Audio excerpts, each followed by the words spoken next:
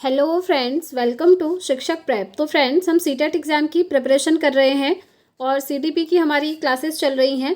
उसी सीरीज़ को कंटिन्यू करते हुए आज हमारी सीडीपी की नेक्स्ट क्लास है। और हर क्लास की तरह फ्रेंड्स, हम इस क्लास में भी प्रीवियस ईयर क्वेश्चन को सॉल्व करेंगे और उनका डिटेल्ड एक्सप्लेनेशन समझते हुए चलेंगे।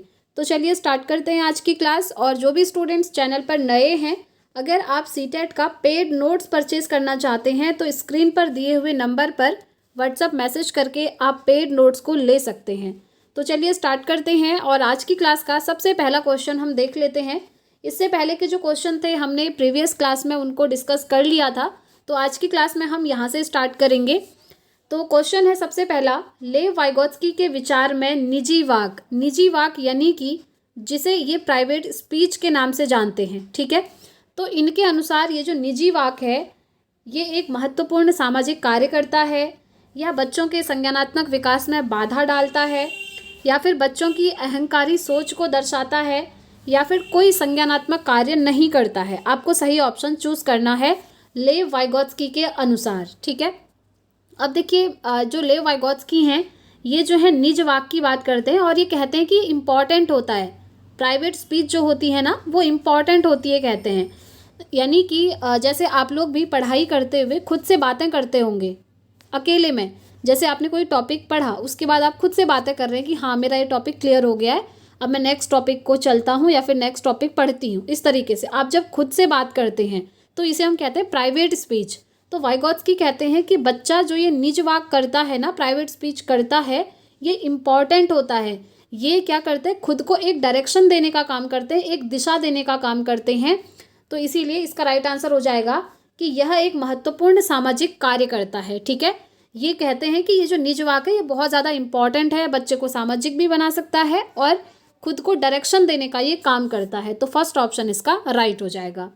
और देखिए फ्रेंड्स, लेव वाइगोत्स्की से रिलेटेड 3 चीज़ें आपको और याद रखनी है। कौन सी? SCL, ठीक है, सोसाइटी, कल्चर और लैंग्वेज, समाज, संस्कृति और भाषा, इन 3 चीज़ों को ये महत्व देते हैं। ये ट्रिक आप याद रखेंगे। नेक्स्ट क्वेश्चन, प्रदर्शन परिहार लक्ष्य रखने वाले विद्यार्थियों का ध्यान निम्न में से किस पर केंद्रित होता है? बताइए। पहला है गतिविधि का आनंद लेने में केंद्रित होता है, या असफल होने के डर में, या फिर सफलता की आशा में, या फिर गर्व की भावना में। तो देखिए, प्रदर्शन परिहार लक्ष्य की बात हो रही है, तो इनका ध्यान रहता है फ्रेंड्स गर्व की भावना में, ठीक है। फोर्थ ऑप्शन इसका राइट हो जाएगा। आगे बढ़ेंगे। नेक्स्ट क्वेश्चन, भारतीय समाज की बहुभाषात्मक प्रकृति को स्कूली जीवन की समृद्धि के लिए किस रूप में देखा जाना चाहिए? पहला है एक महत्वपूर्ण संसाधन के रूप में देखना चाहिए। देखिए, ये जो बहुभाषात्मक प्रकृति होती है ना, इसका मतलब क्या है? आप जानते हैं India is a multilingual country, ठीक है। यहाँ पर बहुत सारी भाषाएं बोली जाती हैं। तो आप जानते हैं एक स्कूल के अंदर जो बच्चे होते हैं वो अलग अलग जगह से आते हैं और हर किसी की जो भाषा होती है ना वो अलग अलग हो सकती है। किसी बच्चे की भाषा पंजाबी हो सकती है, कोई कन्नड़ में बोल सकता है, कोई हिंदी बोल सकता है। तो सभी की लैंग्वेज अलग अलग होती है। तो आपसे पूछा है कि स्कूल में इसको किस रूप में देखना चाहिए। तो देखिए, स्कूल में बहुभाषिकता को एक्सेप्ट करना है, सम्मान देते हुए चलना है और इसको एक महत्वपूर्ण संसाधन के रूप में मानना है। यानी कि एक रिसोर्स की तरह ये काम करेगा, एक एसेट की तरह काम करेगा।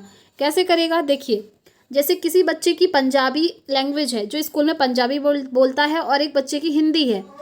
अब जिस बच्चे को पंजाबी नहीं आती है वो पंजाबी भी सीख सकता है, और इस बच्चे को जिसको हिंदी नहीं आती है ये इससे हिंदी सीख सकता है। तो इस तरीके से कहा जाता है कि जो मल्टीलिंगुअल कंट्री होती है, यानी कि हमारी जो मल्टीलिंगुअल कंट्री के अंदर मल्टीलिंगुअल क्लासेस होती हैं, वहाँ पर बहुभाषिकता को एक्सेप्ट करना है, स्वीकार करना है और उसको क्या करना है, महत्व देना है। ये क्या है? एक महत्वपूर्ण संसाधन के रूप में है, ठीक है। तो फर्स्ट ऑप्शन ही इसका बिल्कुल राइट हो जाएगा कि ये एक महत्वपूर्ण संसाधन के रूप में देखना चाहिए।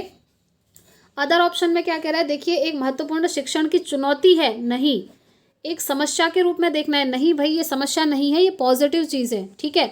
ये कह रहा है कि महत्वपूर्ण दुविधा के रूप में, जी नहीं, दुविधा नहीं है, बल्कि बहुभाषिकता पॉजिटिव चीज़ है। और अगर आपसे पूछे ना कि NEP 2020 पूछा हुआ क्वेश्चन है, NEP 2020 बहुभाषिकता को किस तरह देखती है, तो वो भी इसी तरीके से देखती है कि ये जो बहुभाषिकता है ये क्या है? एक रिसोर्स है, एक महत्वपूर्ण संसाधन है, ठीक है। चलिए आगे बढ़ते हैं। नेक्स्ट क्वेश्चन, आनुवंशिकता और सामाजिक सांस्कृतिक वातावरण के बीच निरंतर और जटिल क्रिया होने से कौन सा विकास प्रभावित होता है?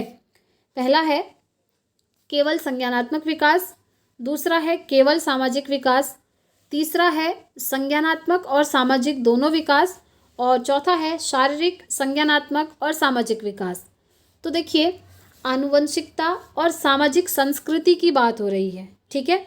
अब आप जानते हैं ये जो आनुवंशिकता होती है, हेरिडिटी होती है, ये क्या होती है? जो लक्षण एक पीढ़ी से दूसरी पीढ़ी में ट्रांसफ़र होते हैं उन्हें हम कहते हैं ये हेरिडिटी है, ठीक है, ये आप जानते ही हैं। अब ये जो लक्षण हैं किस किस बेसिस पर होते हैं आप जानते होंगे। सबसे पहले देखिए, मैं आपको एग्जाम्पल से समझाती हूँ। किसी बच्चे को आप देखेंगे उसकी हाइट बहुत कम है, या फिर हो सकता है किसी बच्चे की हाइट बहुत ज़्यादा होती है। अगर आप ऑब्जर्व करेंगे ना, तो उनके पेरेंट्स में भी किसी ना किसी की जो हाइट है वो छोटी या फिर बड़ी हो सकती है, इसीलिए बच्चे में वो गुण क्या होते हैं, ट्रांसफ़र हो जाते हैं, ठीक है। तो शारीरिक तो इसके अंदर आएगा जो कि आनुवंशिकता का है। उसके बाद ये जो संज्ञान है ये भी हमारा आनुवंशिकता से रिलेटेड है। कुछ बच्चे जो हैं बहुत ज़्यादा शार्प माइंड के होते हैं, अगर आप ऑब्जर्व करें तो उनके पेरेंट्स में भी मदर या फादर में से कोई ना कोई शार्प माइंड के हो सकते हैं। तो हम कहते हैं कि ये जो हमारा संज्ञान है, हमारा दिमाग जिस तरीके से काम करता है, और जो हमारा शारीरिक विकास है ये कहीं ना कहीं हमारी आनुवंशिकता से ही रिलेटेड होता है। जैसे आप अपनी आइज़ का कलर देखिए, अपने हेयर का कलर देखिए, ये सब हमको आनुवंशिकता से मिला हुआ होता है, ठीक है।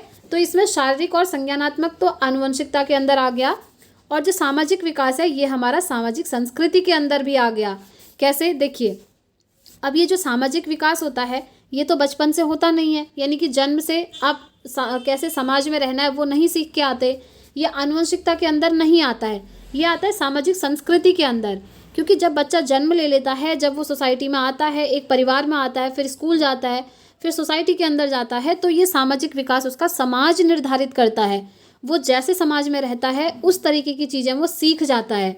जैसे आप लोग भी, हर किसी के आसपास का जो एनवायरनमेंट है वो अलग अलग होता है, हर किसी की सोसाइटी अलग अलग होती है। तो जब आप अपने अपने समाज में जाते हैं ना, तो अलग अलग तरीके की चीज़ें सीख सकते हैं। जैसे हम समाज से सीखते हैं कि दूसरों की रिस्पेक्ट करनी चाहिए, अपने से बड़ों को रिस्पेक्टफुली बात करनी चाहिए। तो ये सब हम कहाँ से सीखते हैं? समाज से सीखते हैं। जन्म से पैदा होते हुए तो हम ये सीख कर नहीं आते, है ना। तो इसीलिए ये हमारा सामाजिक विकास है जो कि सामाजिक संस्कृति के अंदर आता है। तो हम कहेंगे कि ये चौथा ऑप्शन सही हो जाएगा। आनुवंशिकता और सामाजिक सांस्कृतिक वातावरण के बीच निरंतर और जटिल क्रिया होने से आपका शारीरिक, संज्ञानात्मक और सामाजिक विकास ये तीनों ही प्रभावित होते हैं, ठीक है। आई होप आप इस चीज़ को समझ भी गए होंगे। आगे बढ़ते हैं। नेक्स्ट क्वेश्चन, एक बच्चे की कॉपी में विपरीत छवियाँ जैसे दर्पण छवि आदि में लेखन संबंधी गलतियाँ मिलती हैं। इस प्रकार का बच्चा निम्न में से किसका संकेत दे रहा है? बताइए। पहला है अधिगम की अक्षमता का संकेत दे रहा है, कठिनाई से अधिगम का संकेत, अधिगम में समस्या का संकेत, या फिर अधिगम में असुविधा का संकेत। तो देखिए, हम CDP में ये पढ़ते हैं अधिगम की जो अक्षमताएं होती हैं, ठीक है, जिसमें क्या होता है, अनेक प्रकार की अक्षमताएं होती हैं। कभी क्या होता है, बच्चे को लिखने में प्रॉब्लम आती है, किसी बच्चे को पढ़ने में प्रॉब्लम आती है, किसी बच्चे को फिजिकल एक्टिविटी करने में प्रॉब्लम आती है। ये सारी क्या है, आपकी अधिगम की अक्षमताएं हैं, ठीक है। और यहाँ पर पूछ रहा है कि बच्चे की कॉपी में विपरीत छवियाँ जैसे दर्पण छवि आदि में लेखन संबंधी गलतियाँ मिल रही हैं, और लिखने से संबंधित गलतियाँ हो रही हैं, तो उसमें लेखन की अक्षमता है, जिसको हम क्या कहते हैं, डिस्ग्राफिया कहते हैं, ठीक है, डिस्ग्राफिया। क्वेश्चन किसी भी तरीके से घुमाकर आ सकता है। हो सकता है डायरेक्टली इसमें पूछा होता कि जब बच्चे को लिखने में प्रॉब्लम आती है तो कौन सी अधिगम अक्षमता है, तो आप कहते हैं डिस्ग्राफिया है। और यहाँ पर अभी पूछ दिया कि लेखन संबंधी गलतियाँ मिलती हैं, तो इनमें से ये क्या है, ये है आपकी अधिगम की अक्षमता। तो अधिगम की अक्षमताएं मैंने एक सेपरेट वीडियो बनाया है फ्रेंड्स, सारी प्रकार की अक्षमताएं मैंने करवाई हैं। जैसे पढ़ने में प्रॉब्लम आती है तो उसे हम कहते हैं क्या, आप लोग कमेंट करके बताइएगा, ठीक है, मैंने ये चीज़ आपको बताई हैं।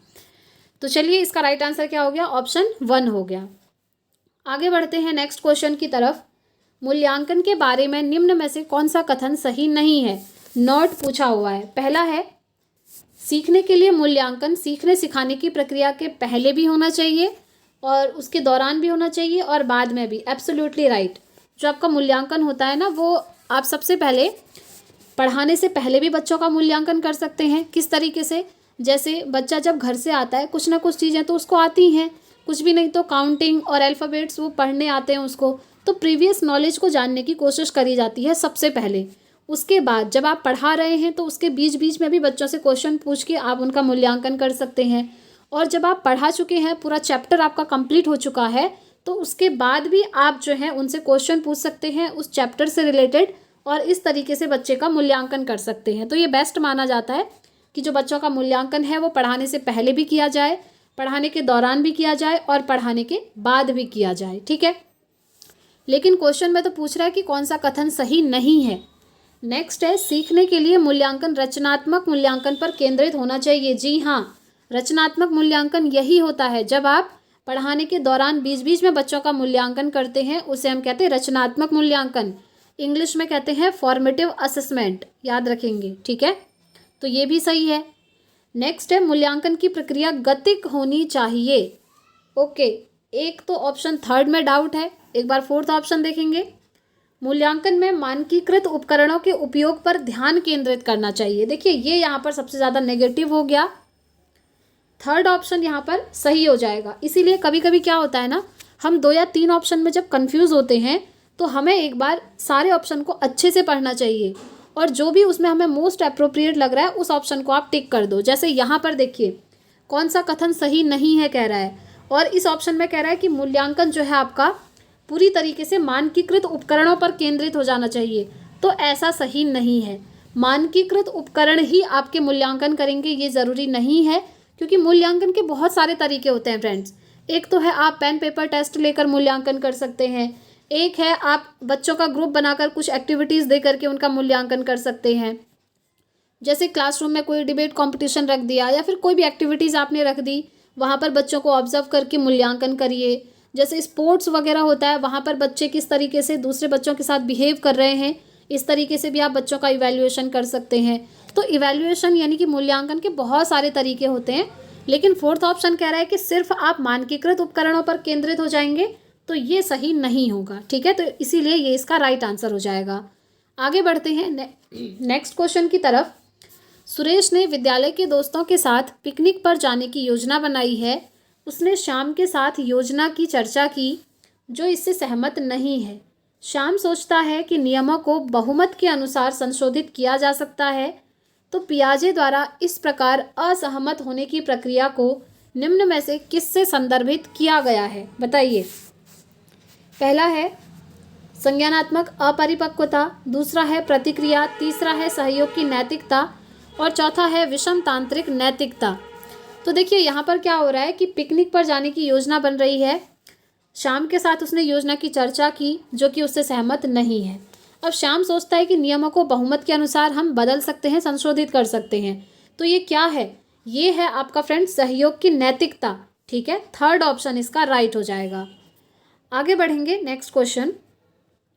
दोहराव और बार बार किए जाने वाला व्यवहार निम्नलिखित में से किसकी विशेषता है। पहला है स्वलीनता, दूसरा है गुणज वैकल्य, तीसरा है पठन वैकल्य, और चौथा है दृष्टिबाधिता। तो देखिए गुणज वैकल्य क्या हो, देखिए अभी जो एक क्वेश्चन आया था ना ऊपर, अधिगम अक्षमताएं, उससे रिलेटेड एक क्वेश्चन आया था। तो देखिए ये चारों आपकी अधिगम अक्षमताएं हैं, तो इन्हें आपको याद रखना है। और भी अधिगम अक्षमताएं हैं जो कि मैंने आपको एक सेपरेट वीडियो में कराई हैं, 10 से 12 अक्षमताएं हैं, उन्हें देख लीजिएगा। यहाँ पर फिलहाल मैं आपको ये सारे बता देती हूँ जितने भी यहाँ पर ऑप्शन में दिए हुए हैं। गुणज वैकल्य मतलब होता है फ्रेंड्स, जब बच्चे को गणित में कैलकुलेशन में दिक्कत आए, यानी कि मैथ्स में जब गणना संबंधी प्रॉब्लम आती है तो हम कहते हैं बच्चे को क्या है, गुणज वैकल्य है। ठीक है, नेक्स्ट आता है पठन वैकल्य। पठन वैकल्य होता है जब बच्चे को पढ़ने में प्रॉब्लम है। ठीक है, दृष्टिबाधित क्या होता है, जब बच्चे को देखने में प्रॉब्लम हो रही है तो हम कहेंगे वो क्या है, बच्चा दृष्टिबाधित है। अब यहाँ पर स्वलीनता पूछा है, स्वलीनता को हम इंग्लिश में कहते हैं ऑटिज्म। ऑटिज्म मतलब होता है फ्रेंड्स, जब बच्चा अपने में अकेले में लीन रहता है, समाज में जाना वो पसंद नहीं करता है। अगर आप उनको लोगों के बीच में रख देंगे, कम्युनिकेट करने के लिए बोलेंगे, तो वो खुद को कंफर्टेबल फील नहीं करते हैं, क्योंकि वो अकेले रहना पसंद करते हैं। ठीक है, और जब वो अकेले रहेंगे तो ऑब्वियसली किसी भी काम को क्या करते हैं, वो बार बार दोहराते हैं। तो दोहराते हैं और बार बार एक ही जैसा व्यवहार करते हैं, तो इसको हम कहते हैं बच्चे में क्या है, स्वलीनता है, ऑटिज्म है। ठीक है, याद रखेंगे। आगे बढ़ते हैं नेक्स्ट क्वेश्चन की तरफ। अधिगम के संदर्भ में निम्न में से कौन सा कथन सही है? ठीक है, यहाँ पर पॉजिटिव आपको ढूंढना है कि कौन सा सही है। पहला है, छात्र सबसे अच्छा तब सीखते हैं जब वे सांस्कृतिक रूप से अप्रासंगिक गतिविधियों में भाग लेते हैं। जी नहीं, ऐसा थोड़ी है कि जब वो सांस्कृतिक रूप से अप्रासंगिक एक्टिविटीज़ करेंगे तभी जाकर वो सीखेंगे, ज़रूरी तो नहीं है। नेक्स्ट है, सार्थक गतिविधियों में भाग लेने पर छात्र सबसे अच्छा सीखते हैं। ये बिल्कुल सही है। यहाँ पर सार्थक एक्टिविटीज़ होंगी, ऐसी एक्टिविटीज़ जिनकी कोई मीनिंग होगी, कुछ अर्थ निकल कर आएगा, उसको करने का एक मोटिव होगा, एक एम होगा आपका, जो कि सार्थक एक्टिविटी होगी। ठीक है, तो इस पर अगर बच्चे भाग ले रहे हैं तो बच्चे वहाँ से बहुत अच्छी तरीके से सीख सकते हैं। और आप जानते ही हैं, हम कहते हैं कि जब भी बच्चा एक्टिविटीज़ में पार्टिसिपेट करेगा तो वहाँ से वो चीज़ें बहुत अच्छे से सीखता है। नेक्स्ट है, छात्र सबसे कम तब सीखते हैं जब वे सांस्कृतिक रूप से प्रासंगिक गतिविधियों में भाग लेते हैं। जी नहीं, सबसे कम नहीं बल्कि तब वो ज़्यादा सीखते हैं। ठीक है, प्रासंगिक गतिविधियों में भाग लेने पर, ना कि अप्रासंगिक में। तो सेकंड ऑप्शन तो यहाँ पर राइट हो जाएगा। फोर्थ ऑप्शन देखेंगे, विद्यार्थी सबसे कम सीखते हैं जब वे सार्थक गतिविधियों में भाग लेते हैं। जी नहीं, सबसे कम नहीं बल्कि सबसे ज़्यादा सीखते हैं ऐसी कंडीशन में, जो कि हमको दे रहा है ऑप्शन सेकंड में। तो इसीलिए second option will be the right answer. Next question, Jean पियाजे द्वारा प्रस्तावित चरण और उसकी विशेषताओं के संदर्भ में सही सुमेलित युग्म का चयन करिए। पहला है, संवेदी चालक अवस्था, मानसिक प्रहस्तन से जूझना। दूसरा है, पूर्व संक्रियात्मक अवस्था, वस्तु स्थायित्व का विकास। तीसरा है, मूर्त संक्रियात्मक अवस्था, संचालन क्रियाएं कर पाते हैं लेकिन अमूर्त नहीं कर पाते। और अमूर्त संक्रियात्मक में है कि प्रतिवर्ती क्रियाओं को मानसिक रूप से करने में अक्षम होते हैं। तो बताइए कौन सा वाला चरण इनका सही है और उसकी जो विशेषता है वो भी सही है। सबसे पहले आपको इनके नाम याद होने चाहिए। ये 4 चरण इन्होंने बताए थे। ठीक है, विकास की 4 अवस्थाएं बताई थी। कौन कौन सी हैं? पहला है संवेदी चालक अवस्था, दूसरी है पूर्व संक्रियात्मक, तीसरी है मूर्त संक्रियात्मक और चौथी है अमूर्त संक्रियात्मक। कई बार आपसे सीक्वेंस पूछा जाता है और ये सीक्वेंस मैंने आपको कई बार समझा भी दिया है। SPCF इस ट्रिक से आप याद रखेंगे। सेंसरी मोटर, संवेदी चालक, प्री ऑपरेशनल, पूर्व संक्रियात्मक, कॉन्क्रीट ऑपरेशनल, मूर्त संक्रियात्मक और फॉर्मल ऑपरेशनल अमूर्त संक्रियात्मक। आप लोगों ने नोट्स में देखा होगा, सारी ट्रिक्स वहाँ पर ऑलरेडी मेंशन की हुई हैं, क्योंकि एग्जाम टाइम पे फ्रेंड्स आपकी ये ट्रिक्स बहुत काम आती हैं। ठीक है, सबसे पहले ये सीक्वेंस याद हो गया। अब देखते हैं कि कौन से चरण में उसकी विशेषता को सही बताया है। तो ऑप्शन थर्ड में बिल्कुल सही बताया है कि मूर्त संक्रियात्मक अवस्था में बच्चे संचालन क्रियाएं कर पाते हैं लेकिन अमूर्त संचालन क्रियाएं नहीं करते हैं। सिर्फ मूर्त रूप से क्रियाएं कर पाते हैं, अमूर्त रूप से नहीं कर पाते हैं। ये यहाँ पर बिल्कुल सही है। अब ये अमूर्त रूप से कब करते हैं? तो अमूर्त रूप से ये करते हैं अमूर्त संक्रियात्मक की अवस्था में। ठीक है, अब ये मूर्त और अमूर्त होता क्या है? मूर्त मतलब होता है फ्रेंड्स जो चीज़ें आपके सामने में हैं, प्रेजेंट हैं, जिन्हें आप देख पा रहे हैं, टच कर पा रहे हैं, फील कर पा रहे हैं, उसके लिए अगर आप कोई काम कर रहे हैं तो हम कहते हैं ये मूर्त है। और अमूर्त मतलब होता है जो चीज़ें हमारे सामने में नहीं होती हैं, जिन्हें हम देख नहीं सकते, टच नहीं कर सकते, फील नहीं कर सकते, उनको सिर्फ हम अपनी कल्पनाओं में सोचते हैं। ठीक है, तो वो होती है आपकी अमूर्त। तो दोनों में डिफरेंस भी आपको याद रखना है। तो थर्ड ऑप्शन इसका राइट हो जाएगा। आगे बढ़ते हैं नेक्स्ट क्वेश्चन। 7वीं कक्षा के मूक बाधित विद्यार्थी के साथ सामान्य रूप से व्यवहार करना चाहिए, के साथ कक्षा में विशेष व्यवहार करना चाहिए, या फिर इनको निचले स्तर के कार्य हेतु प्रेरित करना चाहिए, या फिर इनकी शिक्षा व्यवस्था सामान्य विद्यार्थियों के साथ नहीं करनी चाहिए।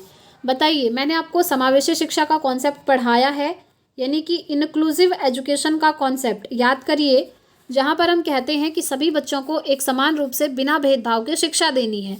और ऐसा कहाँ पर आपको दिख रहा है? ऐसा दिख रहा है हमको ऑप्शन 1 में, कि ये जो मूक बाधित बच्चे हैं इनके साथ सामान्य रूप से व्यवहार करना चाहिए सभी बच्चों की तरह, ना कि कोई विशेष व्यवहार करना चाहिए और निचले स्तर के काम देंगे या फिर सामान्य विद्यार्थियों से अलग शिक्षा देनी चाहिए, ऐसा नहीं करना है।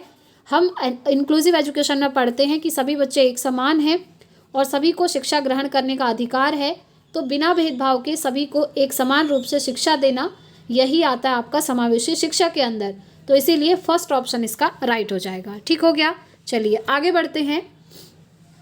नेक्स्ट क्वेश्चन है आपके सामने, वह अधिगम जो बालक में किसी वस्तु या घटना को एक वर्ग के रूप में अनुक्रिया करने के लिए संभव बनाता है क्या कहलाता है?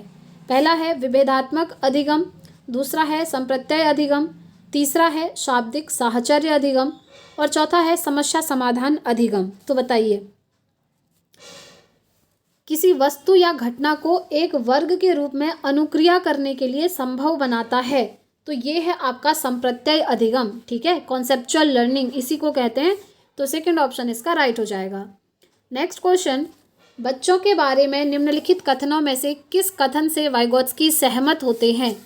कौन से कथन से सहमत होते हैं पूछा है। ठीक, पहला है बच्चों की सोच को प्रयोगशाला में जानवरों पर प्रयोग के द्वारा समझा जा सकता है। जी नहीं, जानवरों की बात वाइगोत्स्की नहीं करते हैं। नेक्स्ट है बच्चे जन्म से शैतान होते हैं और उनको दंड देकर नियंत्रित करना चाहिए। कितनी नेगेटिव चीज़ें लिखी हैं, और ऐसी नेगेटिव चीज़ें वाइगोत्स्की बिल्कुल भी नहीं कहते हैं। बच्चे तब अच्छा सीखते हैं जब आप उनको आकर्षक पुरस्कार देंगे। जी नहीं, वाइगोत्स्की कहते हैं कि बच्चे अपने साथियों और वयस्कों के साथ सामाजिक अंतर संबंधों से सीखते हैं। ठीक है, ये कहते हैं कि बच्चे क्या करेंगे, सोशल इंटरेक्शन के थ्रू सीखते हैं, एक दूसरे के साथ बातचीत करके सीखते हैं। और आपको याद होगा अभी वाइगोत्स्की से रिलेटेड मैंने आपको एक ट्रिक बताई थी, SCL, जिसमें S फॉर मैंने आपको सोसाइटी बताया था, समाज बताया था। अगर आप थोड़ा सा कॉमन सेंस भी यूज़ करेंगे ना तो आप अपने आंसर तक खुद ही पहुंच जाएंगे। यहाँ पर देखिए, ये समाज को इम्पोर्टेंस देते हैं और यहाँ पर क्या लिखा है, सामाजिक अंतर संबंधों से सीखते हैं। तो बस आप इसको टिक कर दीजिए। ऐसे भी कॉमन सेंस यूज़ कर सकते हैं। ऐसे ही कहीं पर अगर कल्चर, संस्कृति से रिलेटेड कुछ आ रहा है और वाइगोत्स्की के बारे में पूछा है तो आप उस ऑप्शन को टिक कर दीजिए।